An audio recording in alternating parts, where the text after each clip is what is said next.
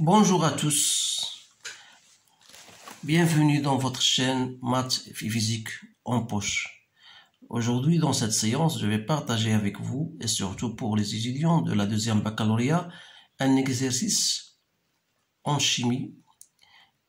C'est un exercice bien sûr assez simple qui utilise les notions que vous avez vues en cours et le but c'est bien sûr de renforcer vos connaissances en la matière.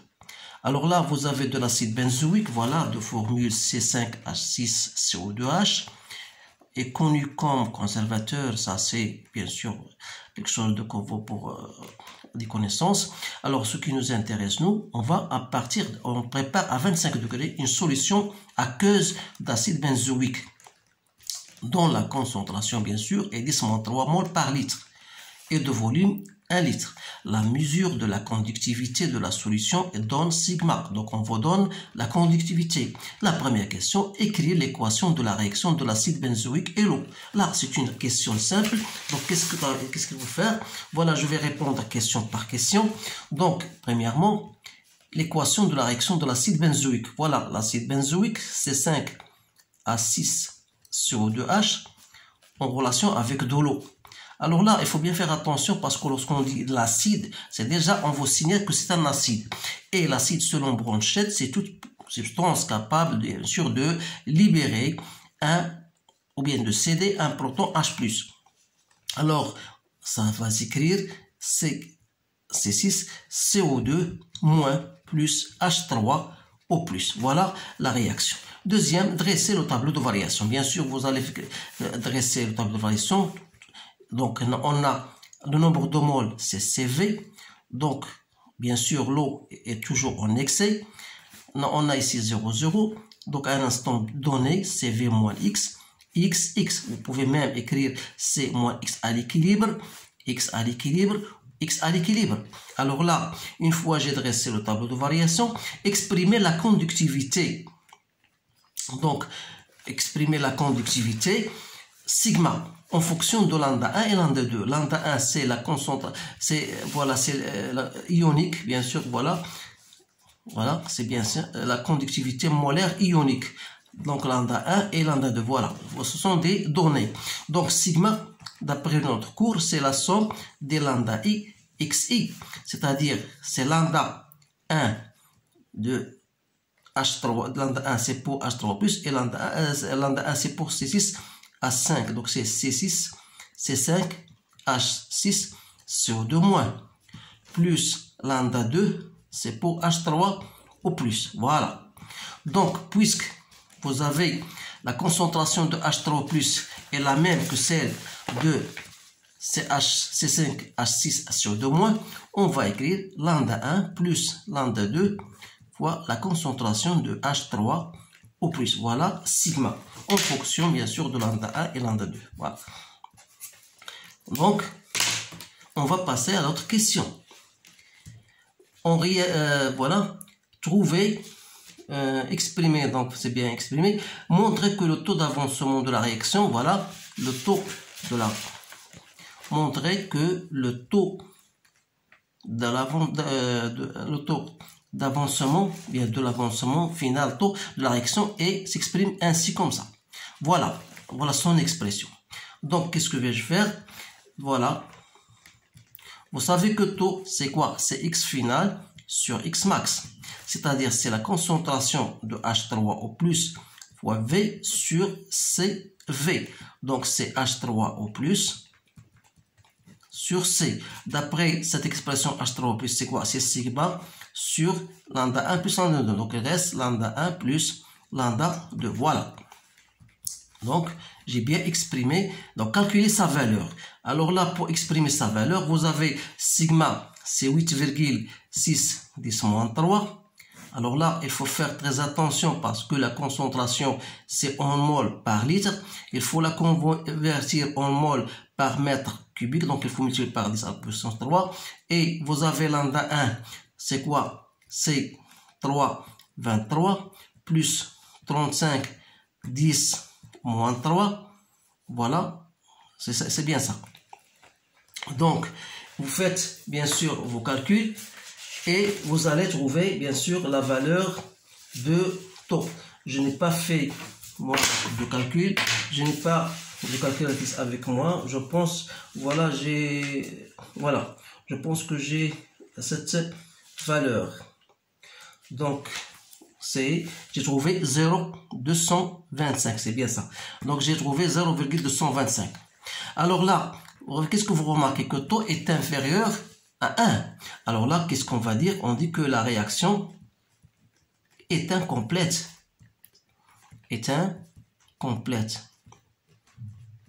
Donc, si taux égale à 1, sera complète.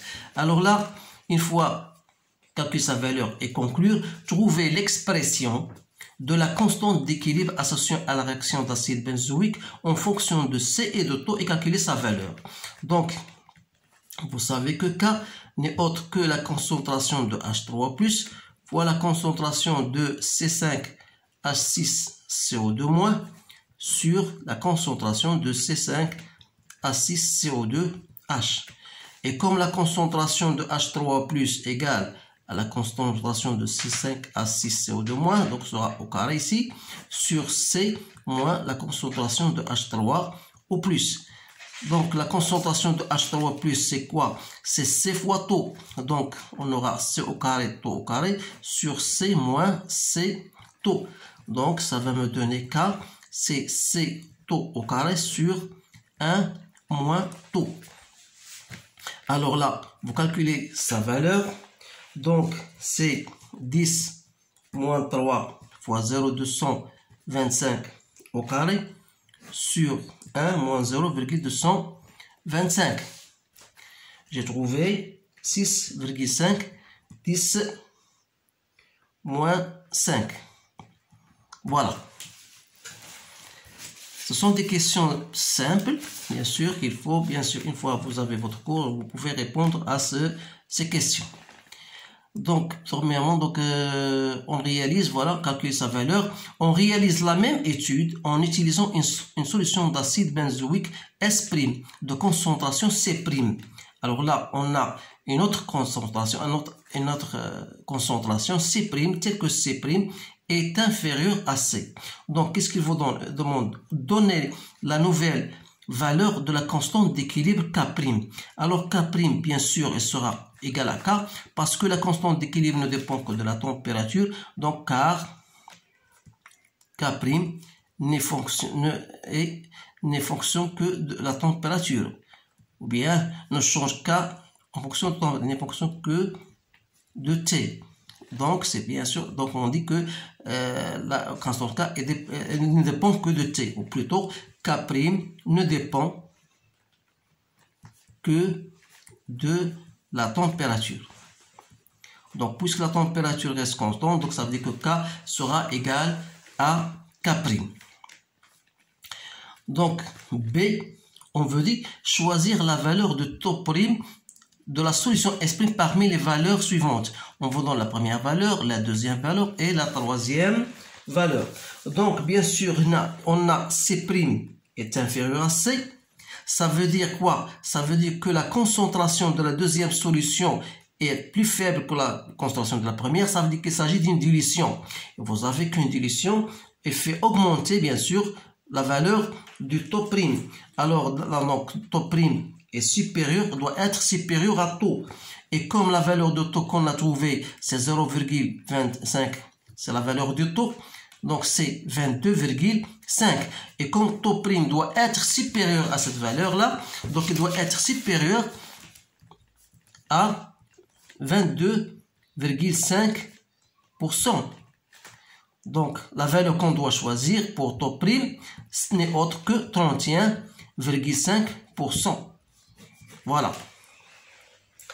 Maintenant, ici, on réalise une autre étude en utilisant une solution S seconde d'acide méthanoïque de concentration C seconde, telle que C seconde égale à C, égale à 10 moins 3. Donc la même concentration, soit taux seconde, le taux d'avancement final de la réaction d'acide méthanoïque avec l'eau, comparé taux seconde avec taux. La valeur trouvée aux questions 4. Bien sûr, justifiez votre réponse. On vous donne la constante d'équilibre associé à la réaction d'acide métanoïque. Vous savez que, bien sûr, K seconde, c'est quoi? C'est toujours, on aura toujours la même relation, H3 au plus au carré, sur C secondes moins H3 au plus.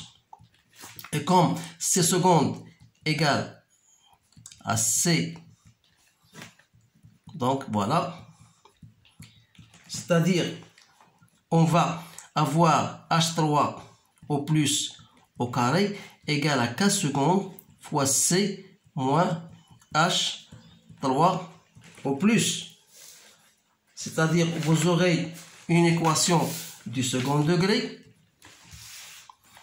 Donc c'est-à-dire que H3 au plus au carré moins, ou bien plutôt plus K seconde H3 au plus moins K seconde C égale à 0.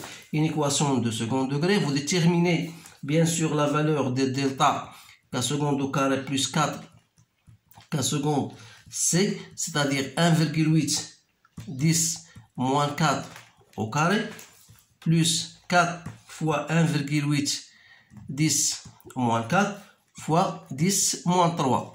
Voilà la valeur de C. Alors là, vous déterminez bien sûr la solution.